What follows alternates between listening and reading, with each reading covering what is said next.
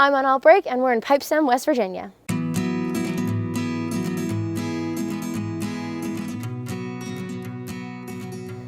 My first reaction was, I've never been to West Virginia, let's see how this goes. I didn't know a lot about West Virginia, so I guess my first reaction would be curious to know what's going on there and excited that I'd be learning about something I'm not very familiar with.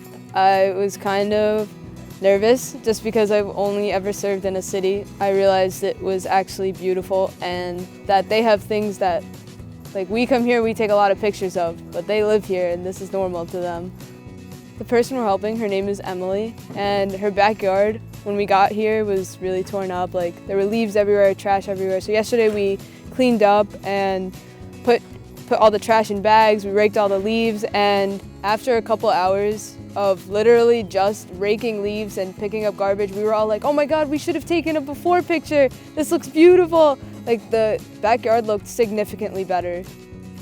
So I've been pretty much working on the front of the house, and so right now there's a well that sits kind of at the top of the mountain, and it's actually been leaking into the woman's front yard, which has made it very dangerous. For her house, it's been creating some structural damage, things like that, and so we've been creating a tunnel in a sense to help make sure that the water flows to the correct spot in the correct way, so that way she will not have any more property damage. So pretty much the Appalachian Folklife Center helps people within the Pipestem community as well as around the area with various different chores, housework, things like that to help them with things that they wouldn't be able to do.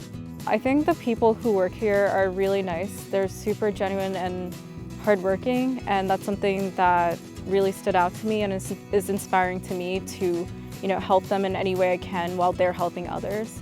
I think the most impactful part of this trip has definitely been listening to Greg, who's our contractor. He has no other incentive besides his ability to feel for other people. I literally want to learn to be like that. I want to learn to want to serve people with no incentive. With Alternative Break, it's marketed, I guess, as a service learning trip, and it really is so much of that. You learn so much about the community and the other people and kind of how other communities live, but you also still get a family and a community within your Alternative Break.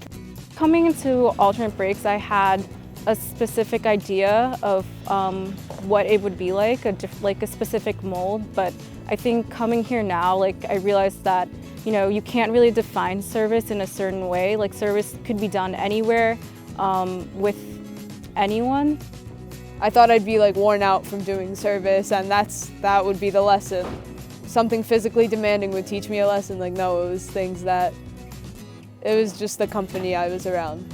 It's also just an awesome bonding experience, just getting to know everyone else on the trip. We're all super different, but we're all here with one purpose, and I think that's really cool. And we're all just building off each other, our ideas and discussions and things like that. So that's just been a great experience.